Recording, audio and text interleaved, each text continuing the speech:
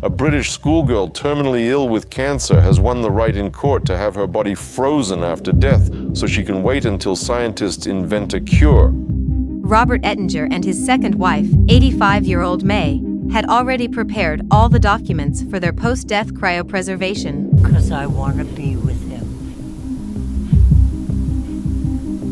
Aren't you afraid of being frozen?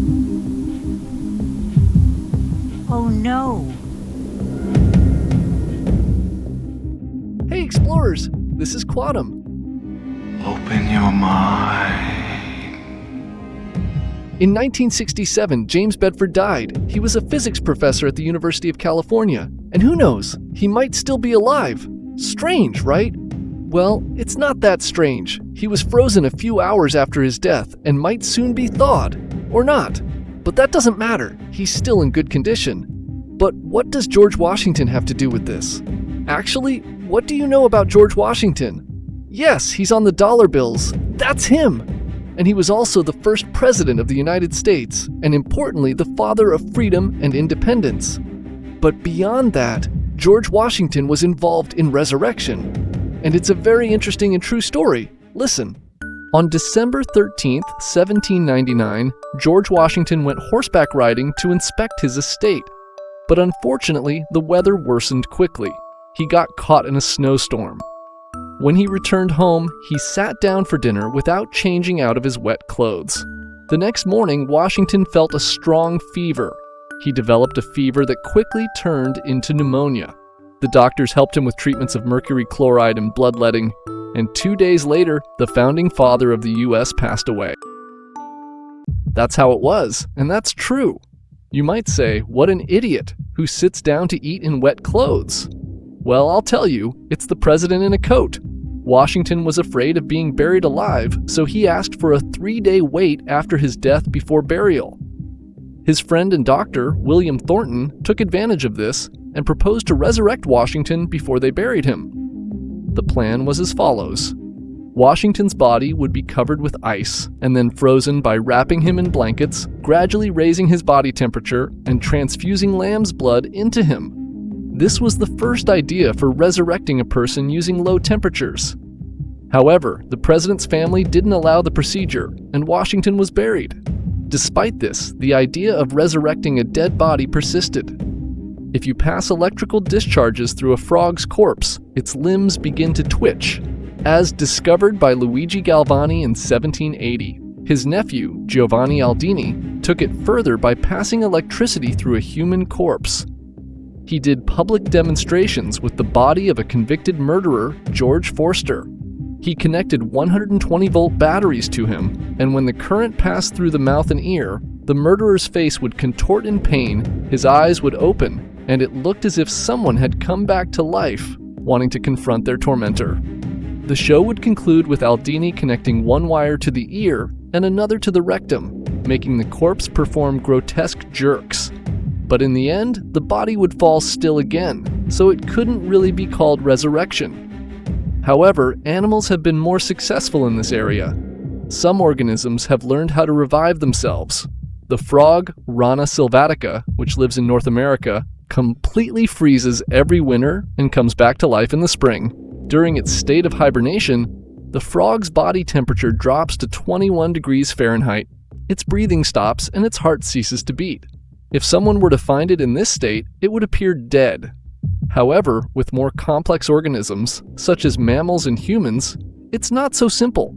We are much more complex than worms or frogs. But initially, humans are simple organisms. They are embryos, and embryos have been successfully preserved route such that after 10 years of freezing, a healthy fetus can still develop. Now it's clear that the simpler the structure, the easier it is to preserve. However, in 1999, a case occurred when Sana Beglian accidentally fell into a lake while skiing. The ice closed in on her, trapping her underwater.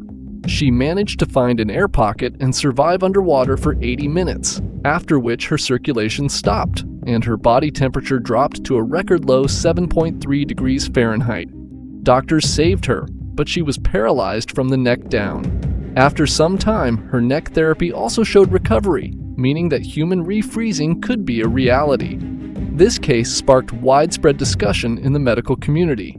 It's believed that the cold water slowed the processes in her body, allowing her to survive underwater for so long. Some believe the process of death might be reversible. Most likely, a person who modern medicine considers dead may be brought back to life by doctors of the future. That's why people freeze themselves. One of the frozen people was Robert Ettinger, an American soldier of Russian descent. After being wounded in World War II, Robert decided he didn't want to die. He wrote a book titled Prospects of Immortality, in which he described the possibility of deep freezing humans for revival in the future. After his death in 2011, he himself was frozen, becoming the 106th such patient. Another person, Neil Vanton, considers himself immortal. He wears a bracelet with instructions on what to do with his body after death.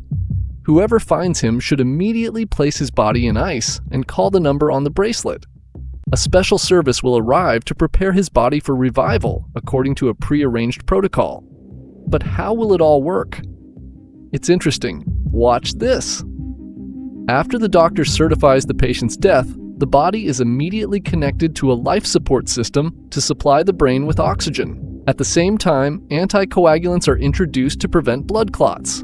The body is then placed in ice and quickly transported to a laboratory, where the patient is infused with special cryoprotectants to protect the cells from damage during freezing, preventing the ice from rupturing soft tissues. Then, the body is placed on a bed filled with dry ice for preliminary cooling.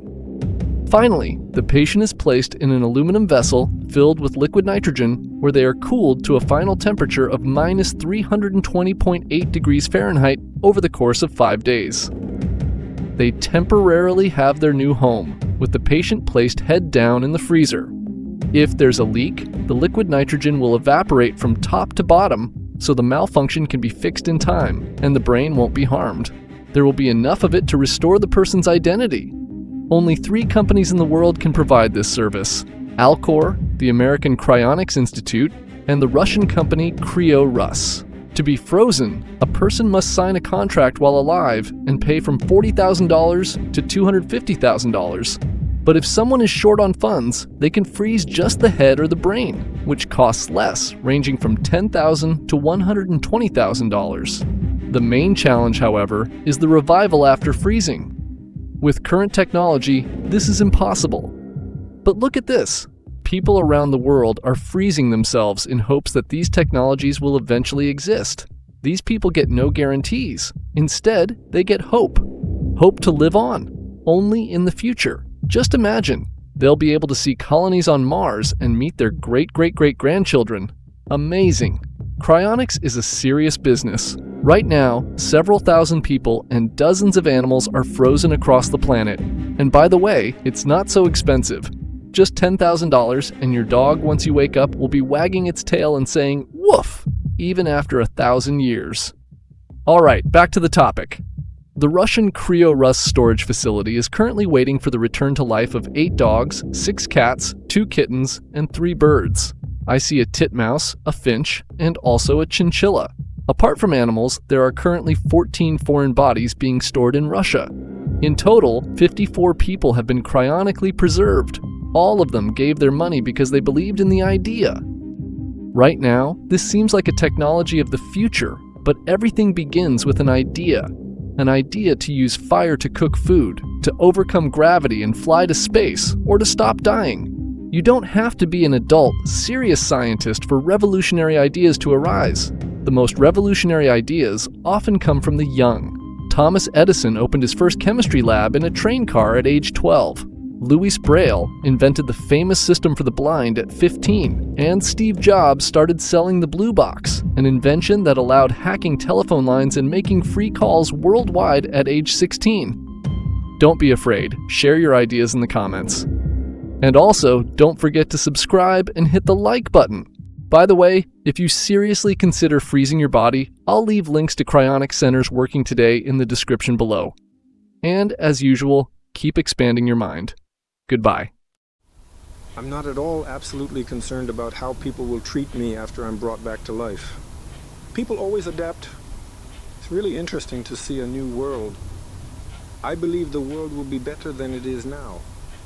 People of the future will be ready for what will happen with the thawing, and they will be happy to welcome people from our century and help us.